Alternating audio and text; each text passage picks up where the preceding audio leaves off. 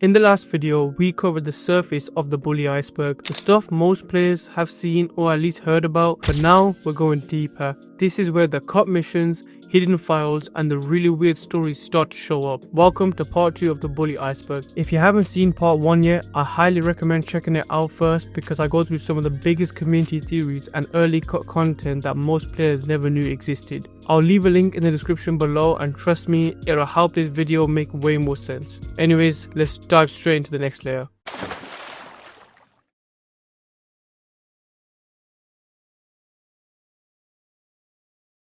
Why isn't Mr. Galloway fired after Galloway away? Mr. Galloway is the English teacher at Bulworth Academy and one of the few adults in the school that Jimmy actually respects. But one thing that's always confused players is how he kept his job after the mission Galloway away. If you remember, Galloway is an alcoholic and you literally have to escort him out of the asylum because he was locked up after drinking on the job. What's interesting is that by the end of the mission story arc, Mr. Hattrick, the math teacher, gets fired instead. The reason for this, he was studying exam answers to students, which the school board obviously saw as worse than being a drunk. But behind the scenes, fans have speculated that Rockstar originally had plans for Mr. Galloway to actually lose his job too, with some leftover dialogue hints at possible farewell scene that never made it into the final cut, suggesting his employment status was changed late in development. Motel mission.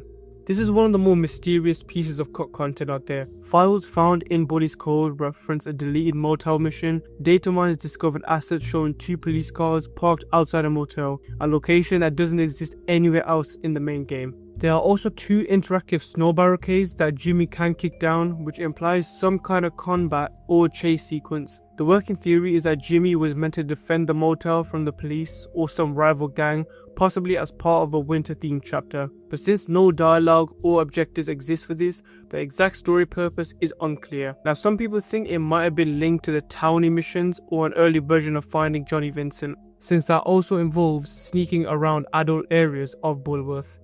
Meth references.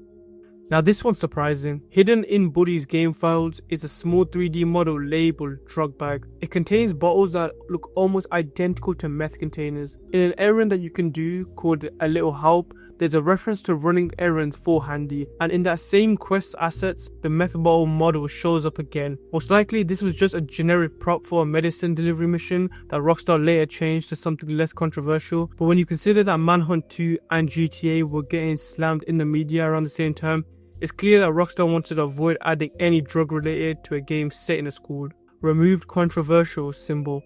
Now this is probably one of the most infamous discoveries in Bully's history. Early guides for the PS2 version showed Gary, the game's main antagonist, wearing a Halloween costume with a Nazi symbol around the sleeve. This was apparently an early version of his outfit during the Halloween mission, but obviously Rockstar removed it before release. Even for them, having a teenage villain wearing a symbol was a line too far. Considering Bully was already under heavy criticism from parents and the media before launch, it's no surprise that they cleaned it up, but the fact it was ever considered shows how edgy Rockstar was willing to go before dialing things back. Test maps.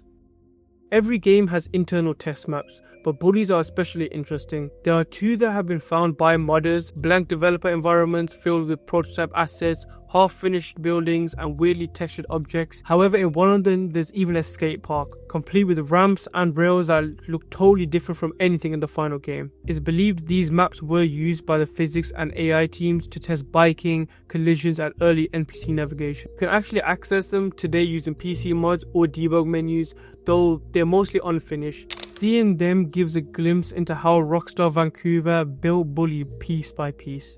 Baby Cry 02. Here's where things start to get unsettling. Deep in the game sound files, there's an unused clip called Baby Cry 0.2.wav, and it's exactly what it sounds like, a baby crying.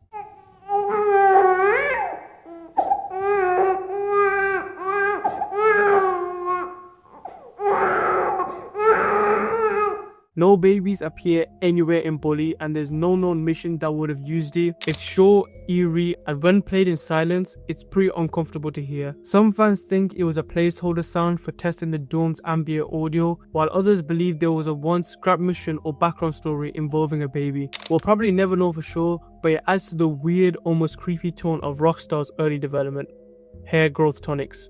Another interesting leftover feature is hair growth tonics. Found in early build notes, these were supposedly consumable items that made Jimmy's hair grow faster. Basically, an early version of what Rockstar would later perfect in RDR2. The idea was to give players more control over Jimmy's look and create a sense of time passing as his hair grew during the school year. Unfortunately, it seems that the feature was scrapped due to time constraints or engine limitations. But it's crazy to think that Bully was experimenting with ideas Rockstar would use more than a decade later.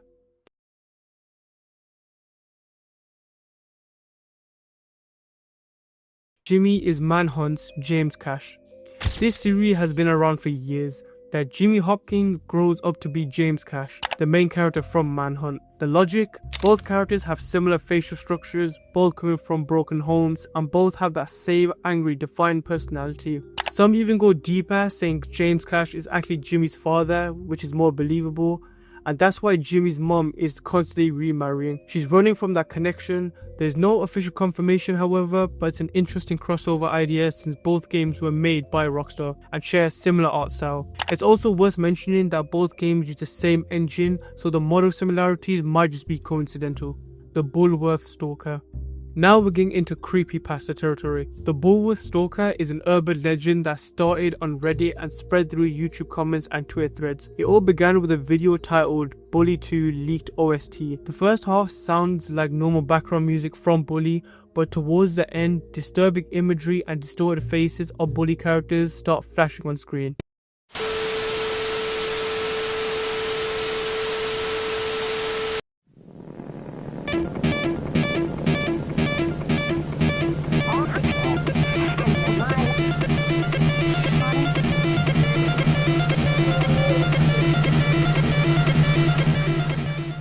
After that, a few Twitter accounts began pretending to be Bully NPCs, posting cryptic messages like "he's still watching the dorms" or "Bulworth isn't safe after dark." While it's definitely an ARG style hoax, it shows how deep the community's obsession with the game's mysteries goes further even years later.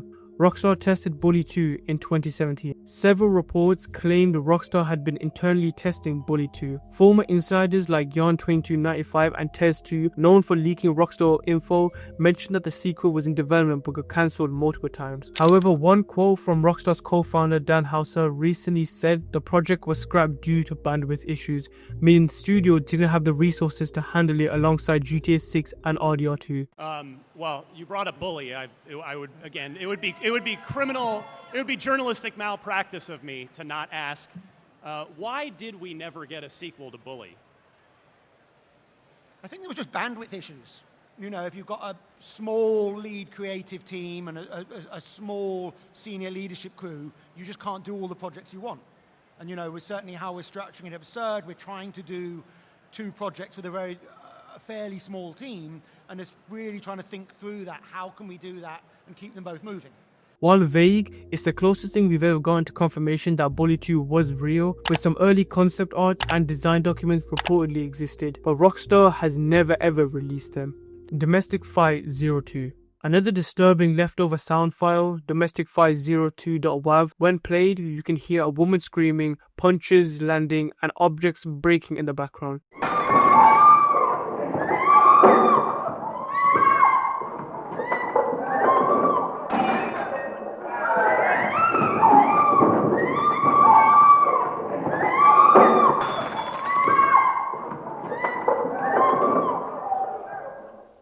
It's raw, uncomfortable, and clearly wasn't meant for the final game. Most likely, it was an ambient testing audio for background fights in Bulworth Town, maybe for pedestrians arguing.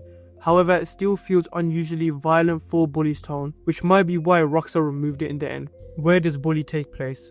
One of the longest running mysteries is where actually is Bulworth located. Fans have speculated for years that it may be in the Midwest, upstate New York, Canada, but the most widely accepted answer is that it's set in New England, mainly because of the architecture, the accents, and the license plates. The place resembled those from the state of Maine, which had led many to assume Bulworth Academy sits somewhere along the northern east coast. The grey skies, old money aesthetic, and autumn setting all support that theory. Rockstar never confirmed it, but the details are way too specific to be random. Graveyard 02. And finally, to close out this iceberg, one of the creepiest finds of all, Graveyard 02.wav. It's another unused ambient sound that plays mostly ghost moans, whispers and wind noises.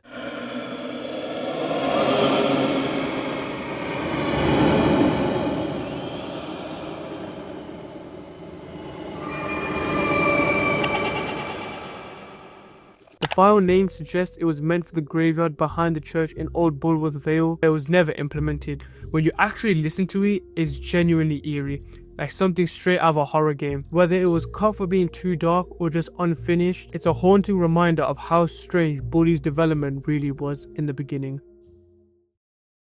And that wraps up the complete Bully Iceberg. Researching these two videos was honestly one of the most interesting projects I've actually ever worked on. The amount of weird, dark and forgotten stuff Rockstar left in the files is crazy, especially for a game that came out in 2006. Huge credit to the names on screen now, people like the Nathan NS, Deadpool XYZ and Spectre, and also AC Manish, who've kept this community alive by digging through Bully's code for years. I'll link all their channels down below, and if you guys enjoyed the video, make sure to leave a like, subscribe and share around. It helps a ton. And if you haven't already seen part 1 of this iceberg, click the video on screen now. You'll definitely learn a few things about Bully you didn't know. Thanks for watching, and I'll see you in the next one.